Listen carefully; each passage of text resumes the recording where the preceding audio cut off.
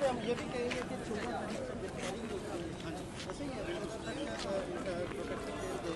गिरफ्तारी जरूरी है ताकि कंसर्न कोर्ट में जाए। आज के केस के हवाले से जरा अपडेट दे दीजिए। आज के केस के हवाले में ये था कि ज़हीर अहमद की तरफ से हमने प्रोटेक्टिव बेल एप्लीकेशन फाइल की है ऑनरेबल लाहौर हाई कोर्ट, जहाँ पे मिस जस्टिस आलिया नीलम साहबा ने इनको प्रोटेक्टिव बेल ग्रांट कर दी है, और ताकि ये फर्दर अगर कोई इनको अरेस्ट करने की कोई भी एप्रीहेंशन होती है तो अरेस्ट ना किया जाए और फर्दर अपने कराची कोर्ट में जाके अपनी प्री अरेस्ट बेल एप्लीकेशन करवा सकें। सर अपना नाम बता दीजिए। राय खुरम। शुक्रिया।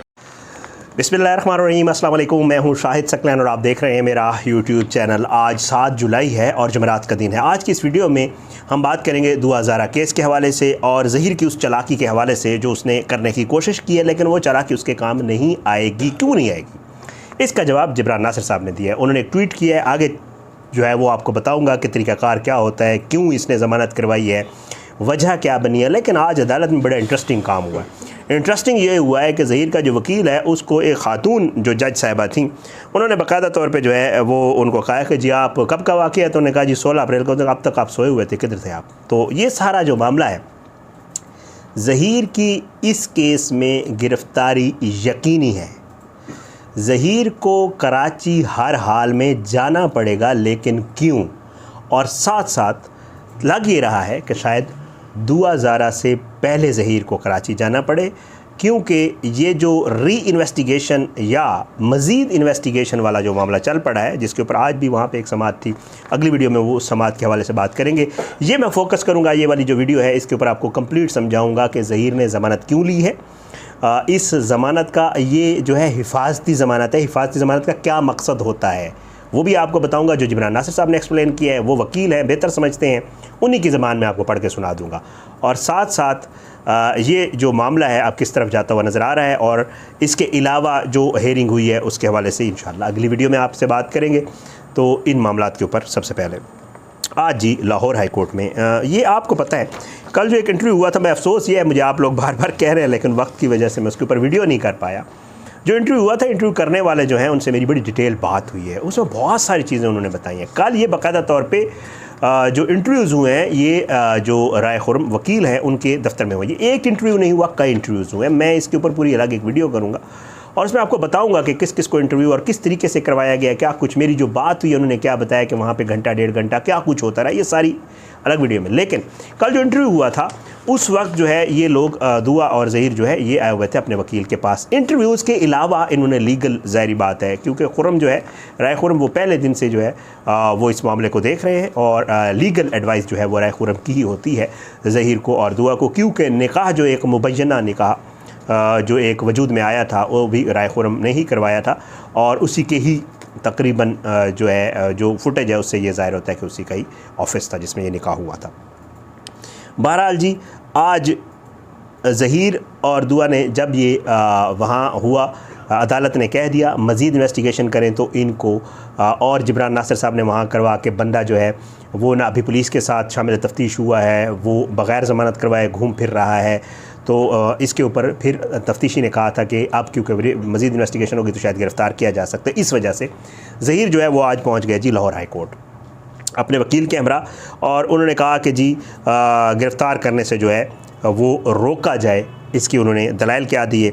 जस्टिस आलिया नीलम जो है उनकी ये अदालत में समाअत हुई है, और इस समाअत के दौरान जो है प्ली ये ली गई है जो वकील है उनकी तरफ से कि जी मज़ीद इन्वेस्टिगेशन का कहा गया है, हमें ख़दशा है कि ज़हीर को गिरफ़्तार कर लिया जाएगा, इसलिए ज़हीर को इधर से प्रोटेक्टिव बेल दी जाए। इसको हिफाजती ज़मानत कहते हैं, ताकि ये बंदा जाके वहाँ जो रेलिवेंट कोर्ट है, मतलब कराची की जो कोर्ट है जिसमें ये केस चल रहा है अगवा वाला, उसमें जाकर अपनी अबूरी ज़मानत करवाए। 2 ज़मानतें आप ज़रा समझिएगा आपको समझाने के लिए।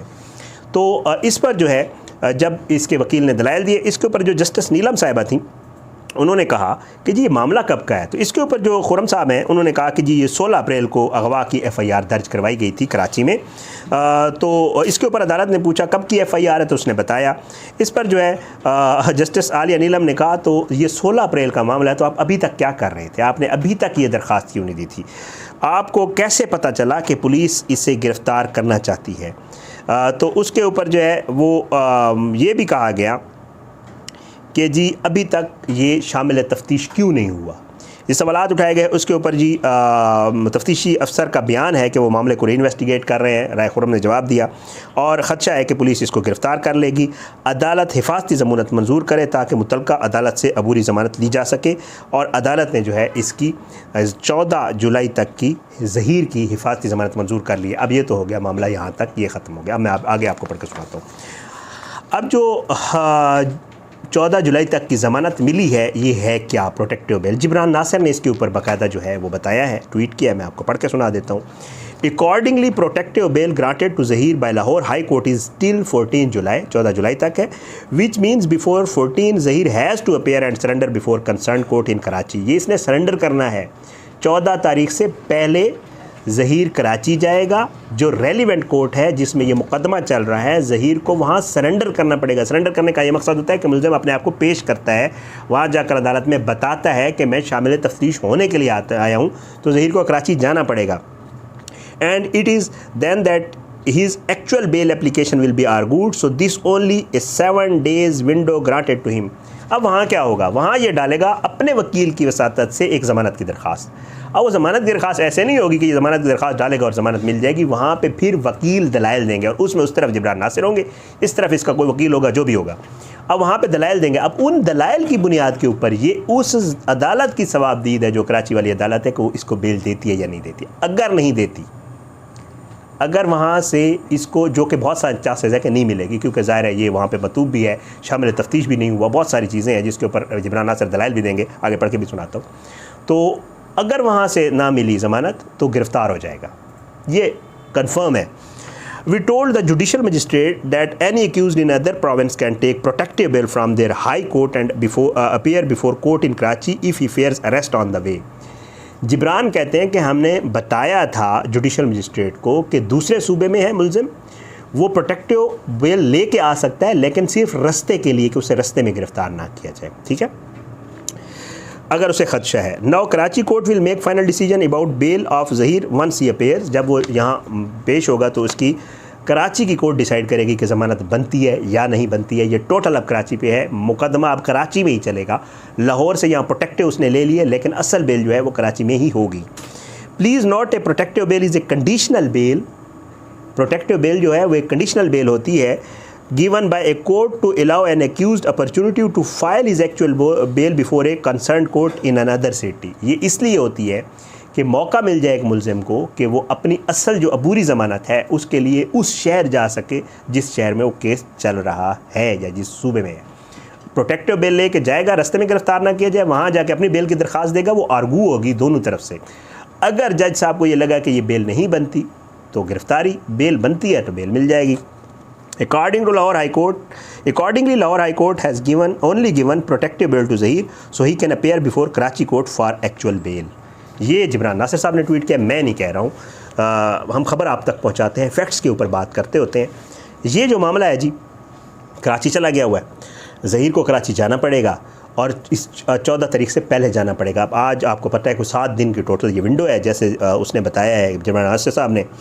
7 दिन के अंदर अंदर ज़हीर कराची जाएगा, उस अदालत में पेश होगा, अपने वकील के थ्रू दरख्वास्त डालेगा, वकील वहाँ पर ज़मानत की दरख्वास्त देगा, वो कबूल होगी, मंजूर होगी कि दरख्वास्त समात के लिए, समात होगी, समात पे कापी जिब्रान नासिर वगैरह लेंगे, कापी के ऊपर जो है वो फिर मतलब दलाइल होंगे, दलाइल दोनों तरफ से होंगे, क्यों बनती है नहीं बनती है दोनों तरफ से, और फिर उसके बाद अदालत डिसाइड करेगी बेल देनी है या नहीं देनी है। तो ये मामला जो किया था वो अब आहिस्ता आहिस्ता अपने असल ट्रैक पे वापस आ रहा है, और जल्द आपको कुछ और ख़बरें भी मिलेंगी। मुझे कुछ ख़बरें हैं, लेकिन मुझे मना किया गया कि 20 तारीख तक नहीं बतानी, तो वो भी आपको अच्छी ख़बरें हैं, बहुत सारी चीज़ें आ गई। तो इंशाअल्लाह ये सारी सूरत हाल जो है आपके सामने रख दी है। तो मज़ीद इंशाअल्लाह अगली किस वीडियो में, और अपनी दुआ में याद रखा करें, अल्लाह पाकिस्तान काम या नासिर हो, इसके ख़िलाफ़ साज़िशें करने वालों को नेस्तनाबूद कर रहे, अल्लाह ज़ालिमों को इबरत का निशान बनाए, मज़लूमों को इंसाफ मिले। हमेशा दुआ भी होती है, कोशिश भी होती है जहाँ तक हमारी है, और अल्लाह जो है वो सबको अपना रहम करम फरमाए, सबको हिदायत दे, और बस अपना फ़ीडबैक दिया करें, अपनी दुआ में याद रखा करें। इंशाअल्लाह अगली वीडियो जो है वो मैं कोशिश करता हूँ एक तो जल्दी भी कर लेता हूँ, एक और हेयरिंग हुई है उसके ऊपर भी, और मज़ीद इसके अलावा कुछ तफसीलात हैं वो आपके सामने रखनी है। 2000 केस के ऊपर इंशाल्लाह अगली वीडियो में बात होगी। अब इजाज़त दें। पाकिस्तान जिंदाबाद। अल्लाह हाफ़िज़।